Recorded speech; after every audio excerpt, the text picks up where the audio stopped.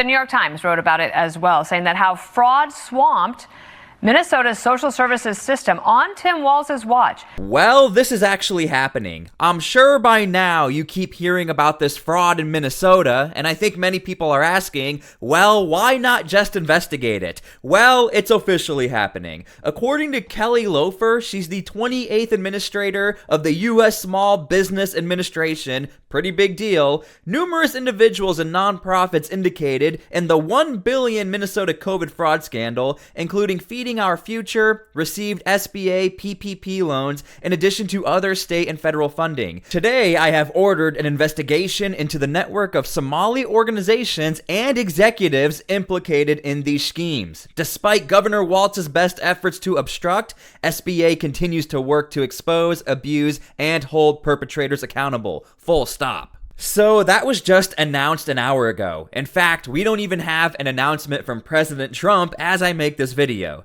But we have some other statements and I think you'll find them very interesting. Now, before we start the video, make sure to please like the video. It's the #1 way you guys are helping this channel, and it also helps others see the videos as well. And I think people want to see what the heck is going on in Minnesota right now with Tim Walz. I mean, let's just start with this. Even NBC asked Governor Walz about this fraud in his state. Watch his face when she asked this question. Dozens of people of East African descent have been charged, convicted, and sentenced for stealing more than $1 billion in taxpayer money from government programs during COVID.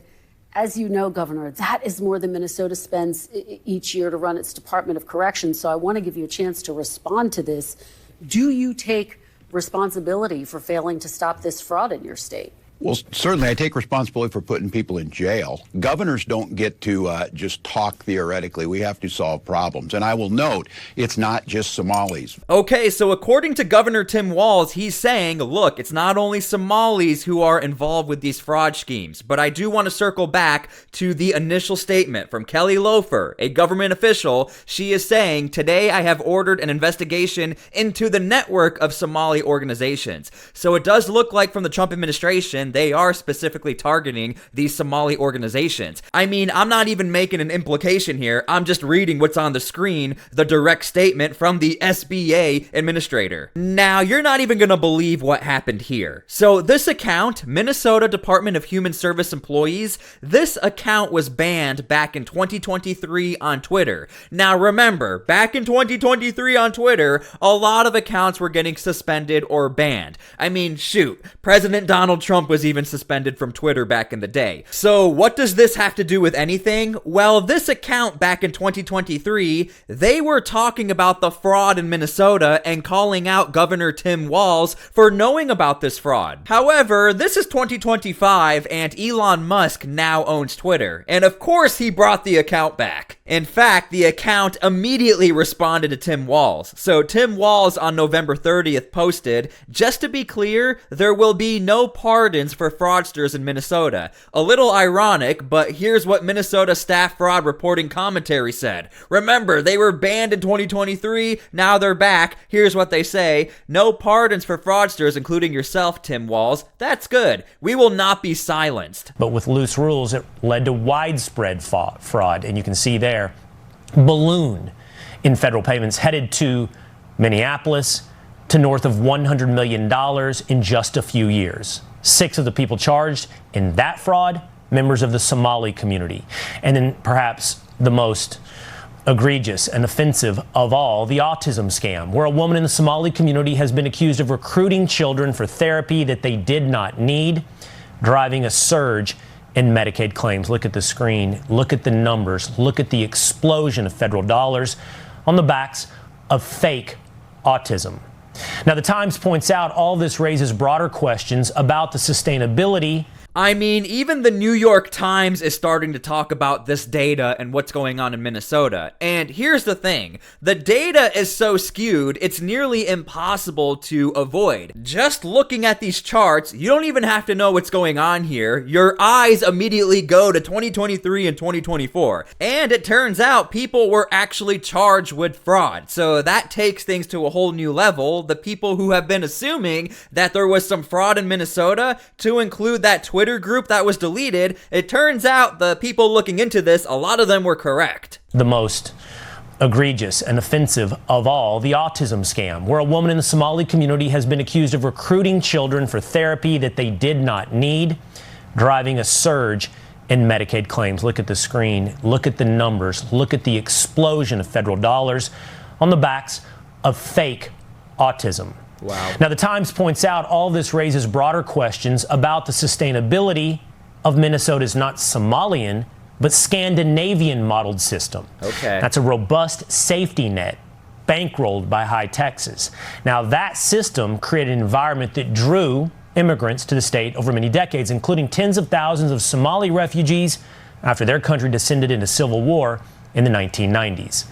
Did Governor Tim Walz have any idea what was happening in his state? I mean, look, I don't think Tim Walz is going to sit here on national television and say, yeah, I knew all about it. But again, when you look at the data, you look at the charts, you look at the numbers, it's kind of hard to believe that the governor who's supposed to be overseeing all of this wouldn't know that there are some issues. And even if he didn't know, this is still a very bad look for the governor. Let's just be honest here, because again, he has been accused time and time again of some sort of scheme and fraud going on under his belt. Even if it's not him directly, the fact that he's in charge, that raises some questions here as to what is going on. How don't you know what's going on here? Again, all of these are allegations as far as his involvement, but what we know right now is people have been charged with fraud. That's what we know right now. An embarrassment of an appearance on television on the heels of an embarrassment running the state of Minnesota. Now, real quick before we continue, make sure to please subscribe to my channel so I can keep you up to date with this story and others just like it. And if you see the QR code, that's for people watching TV. Just take out your cell phone, scan the QR code. It's a lot easier to subscribe that way,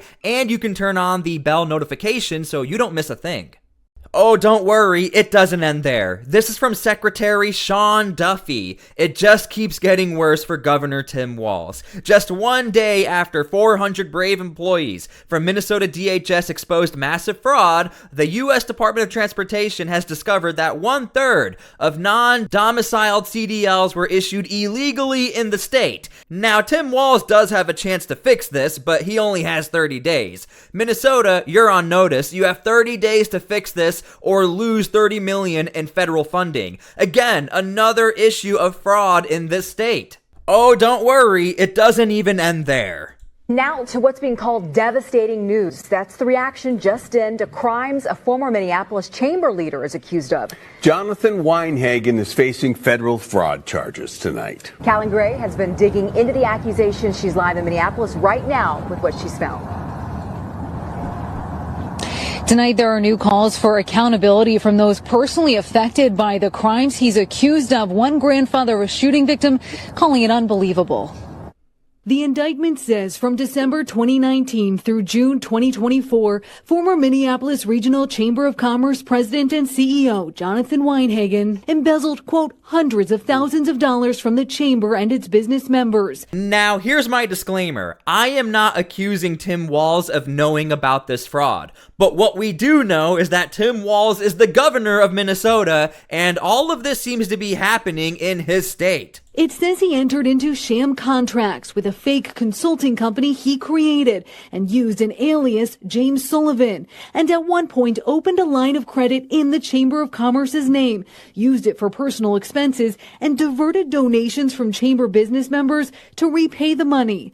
But for some in Minneapolis, the most upsetting charge is for mail fraud. It says the Chamber of Commerce gave $30,000 to Crime Stoppers to fund rewards for information leading to an arrest in 3 shootings in May 2021 that killed 2 children and severely injured a third. A year later, it says Weinhagen requested Crime Stoppers return the money, and when he got the check, he, quote, stole the money and used it to pay for his personal expenses. Now, I'm sure you're asking the question, how does this keep happening in Minnesota? Has nobody said anything? Well, according to the Minnesota Staff Fraud Reporting Commentary, again, these are the people who were banned back in 2023 and they made a comeback. Well, they said for public awareness, we did write to Kamala Harris and the DNC multiple times, warning them about Tim Walz and his incompetence, fraud scandals, and retaliation. We tried our best to keep the public informed as our tweets are public. Maybe Kamala Harris has turned a blind eye to fraud like her running mate? Over the years, our messages have not changed. We need fraud to stop in Minnesota and good governance to be restored. In fact, even in 2024, they had talked about how they reached out to Kamala Harris and the DNC. And here's where things also get interesting. It's one thing to say, hey, there's fraud,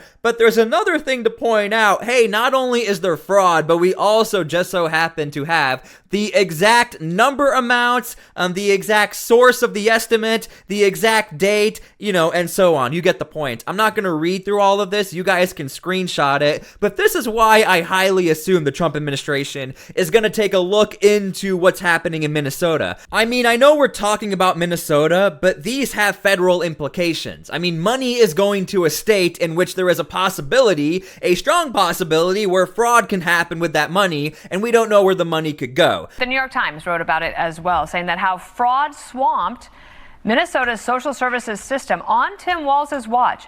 And this is also a lawyer for one of the defendants saying no one was doing anything about the red flags. It was like someone was stealing money from the cookie jar and they kept refilling it. Lisa, there were whistleblowers who were ignored? That is what we are hearing. And we did put additional whistleblower protection in during this last legislative session. The account I keep showing you guys from X, formerly Twitter, they were afraid of retribution according to them, which is why there are all of these whistleblowers and former government employees belonging to Tim Walz. A lot of them are highly afraid of retribution, which is why we're not seeing the names and the faces of who these people are. They are being identified as whistleblowers. We also tried to put in an office of Inspector General, an independent office of Inspector General, and the Democrats in the House denied us that opportunity. It had been passed in the Senate, bipartisan, and we could not get it through the House as a protection, I believe, for Governor Walz, not wanting that office of Inspector General on an outside view looking in to see what he was really doing. I think he prevented that from going forward. Now, I actually want to show you guys what Minnesota Staff Fraud Reporting Commentary had to say. We originally started an X account in October 2022, which we received many threats over. I was finally suspended in March 2023. We started a new X account because we thought we had a worthwhile message. It's actually quite stressful to tweet because we anticipate and expect retaliation. It's the Tim Walz way. In fact, in the last 48 hours, we received numerous threats that left us wondering what we can safely post. We foreshadowed something would happen to our X account too. That being said, we are so thankful to those who supported us. We're here to try to improve Minnesota, no other agenda. Contrary to popular belief, your support is what keeps us going, and we cannot thank you enough. Minnesota is under a microscope right now for fraud in government programs. Well, Kelsey, it's something he just can't seem to shake as he runs for a third term as governor. We know there was somewhere estimated around $1 billion in fraud during his first 2 terms. But, one of his harshest critics on the issue of fraud actually was silent for a few hours today, and we'll get to that in just a second. But first, on Saturday, over the weekend, the New York Times published its report that essentially said that Minnesota has been swamped with fraud under Walz's watch. There was an account on X that tried to amplify that reporting. They got more than 37 million views with a post. Look, here's the reality of the situation. Elon Musk has really turned X into a powerhouse as far as the distribution of information. This is an account that got banned. Now they're back. They got suspended. They came back, and they have one of the most viral tweets we have seen in a long time that just so happens to be about Tim Walz and the fraud in Minnesota. Now, I am not the type of person to make this story so one-sided and overly biased, but I cannot find almost any statements from Tim Walz on his official government account or his personal account as far as this fraud. I almost cannot find anything. All I could really find were those statements on the NBC interview. But as far as his personal statements, absolutely nothing. And I'm not surprised, because when you go into Governor Tim Walz's comment section, it all has to do with some sort of fraud in Minnesota and Tim Walz being a bad leader. And I don't think he's trying to engage with that, because the more these comments come out, the more people are going to look into what exactly is going on. This is devastating news. KG Wilson's 6-year-old granddaughter, Anaya Allen, was one of the children killed in May 2021. For me to hear this today, it crushed my heart. Yeah. It crushed my heart. And it angered me. The reward, he says, could be critical in encouraging someone to come forward. It's just unreal that we have human beings that are capable of being that heartless, that greedy, to say, I don't care about these children who were shot and killed. I don't care about their families. I don't care about the communities who were hurt behind this. I'm going to take this money. Wilson. Guys, people are furious right now in Minnesota. I mean, there's no denying it. Again, I am not assuming that Governor Tim Walz has known anything about what's happening in this case, but the point everyone is trying to make is, why does this seem to keep popping up, and why does Governor Tim Walz, it seems as if he doesn't know any of this is happening at all. Again, he hasn't admitted to anything. He knows it's happening as far as after the fact, but what about during the fact? Again, that's the question people have. Worried this could discourage people from donating to rewards in the future. Why would you take from that? That's a very good point. I didn't even think about it. With all of this fraud, you lose so much trust. People who have the money and have the heart to help out, people will stop helping out. So this does have way higher implications here than just the money amount. We're talking about saving other people's lives or helping them out with money that they need, and the way that money comes in is through a lot of these donations and the time it takes to help out in general. So the accountability to me is for him to turn that money back in and deal with the consequences in a courtroom for doing something like this. A Crime Stoppers board member tells me tonight it's not unusual for donated funds to be returned if it's requested. The organization did not have a comment on the investigation, but says it is cooperating. Meanwhile, the Chamber of Commerce tells us it is cooperating with the Department of Justice and says over the last 16 months, it's been working diligently to make process and governance upgrades to better help the rebuild and strengthen the organization. Okay, so leave your comments down below how you feel about this. Now, I think it's a great time to tell you guys that the person who is in trouble with all of this fraud, he is a donor to Governor Tim Walz. So the question is, first off, is the money that Tim Walz got from this scheme, which is a whole nother investigation and possibly a whole nother issue, but that's why many people are pointing to this story as a complete disaster connected to Tim Walz, is that the person who just so happens to be getting in trouble with this scheme must know Tim Walz or have some sort of relationship if he's willing to donate all of this money to the governor. Okay, so I hope you guys enjoyed the video. Leave your comments down below how you feel about any of this. Make sure to please subscribe. Please like the video. Thank you guys so much for being here. God bless, and we'll see you all later.